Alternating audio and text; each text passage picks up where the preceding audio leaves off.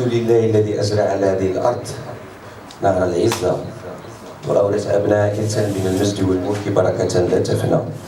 والصلاة والسلام على سيدنا محمد خير من وضع أظهر. أيها السادة الكرام، يا أهل المهابة والشعر الراقي والرفعة، ها نحن نقف اليوم في حضرة وطن كأن جباله أسفار من التاريخ، وكأن سهوله منابر تروي سير الرجال.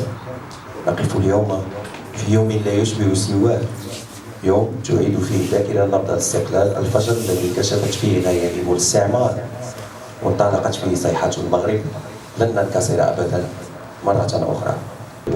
قد رسمنا السلام كما أوصفوا، فصار الحوار نهجنا الأجمل، غير أن الحقائق تنجي الذي يصون الثور صدقا ويعمل.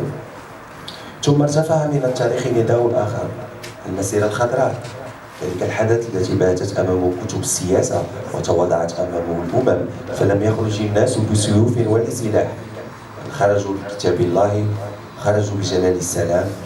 وكان المشهد آية من آيات التلاحم، فيه الملك والشعب كالجسد الواحد. نادى الحسن الملك المهذب صوته، فأجابه الشعب الكريم المختار، قال: سيروا إيمانا يقينا لأرضكم، فالأشراق تشهد والسماء ترحب. سيروا بقرآن الله ذلك رفيقكم، لا السيف يرفع والهدى سيتغلب. ثم نأتي إلى عيد الوحدة، ذلك اليوم الذي يذكرنا بأن المغرب ليس أطرافا متباعدة بل روح واحدة.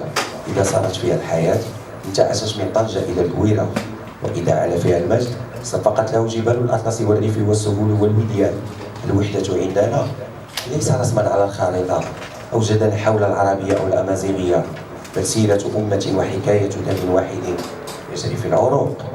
واليوم وفي حضرة هذا التاريخ المهيب لا يسعني إلا أن أقف على كلمة حق بخصوص الشباب المغربي والذي أنا جزء منه. نحمل في صدورنا لهيب الغير على الوطن. قد خرجت أصواتنا مؤخرا إلى الشوارع لنقول أننا لسنا أصحاب تفاهة، بل نحن أصحاب حق.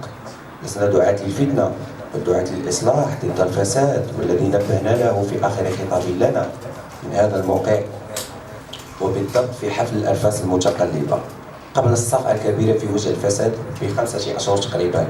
وما خروجنا إلا لأن الوطن يسكن فينا أكثر مما نسكن فيه، ولا ديمقراطية بدون حرية الرأي أو التعبير مستحيل. الشباب هو رحيق المستقبل، ظل المغرب تشتد حر الأيام. نحن سيوف إن دعا الواجب وأقلام إن دعا الإصلاح. ما نحن إلا امتداد لرجال الاستقلال، أولاد أولئك الذين مشوا في المسيرة الخضراء، والتراب يشهد أن خطاهم كانت أثقل من الجبال عزة ورفعة.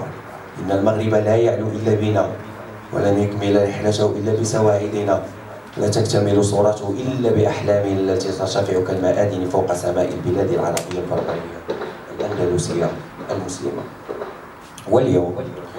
واليوم جيل العزة يرفع رأيه ويجدد العهد القسم الذي لا يغلب. جيل وقوده الحلم في أعين الصبا، ونبضه في كل أفق نجما يلهب. لا يرجع التاريخ يقينا إلا للذي يمشي على نور البصيرة فينجح. سنظل نبني بعزم أكبر ووعي، فمن يطلب السلم فعلا يستكمله. وهذا ما نعيش. بل تعلموا أصدقائي الشعراء أن وطنكم لا يضيق بكم ولا يضيق بأصواتكم ورسائلكم الجريئة، بل يزداد بحضوركم اتساعا وسناء، وذلك عندما تبوحون وتتكلمون تتفاعلون وتشعرون تقومون بواجب الحرف وشرف الحياة الشاعرية الحقيقية. أيها الحضور الكريم، إن الأمم لا تقوم على قوة جيشها وحدها، ولا على جمال أراضيها فقط، ولا على كنوزها، بل تقوم على قلب شعبها الوفي وغيرته الحاسمة في تغييره نحو الأفضل، الحاقه بالعالم السريع المتغير.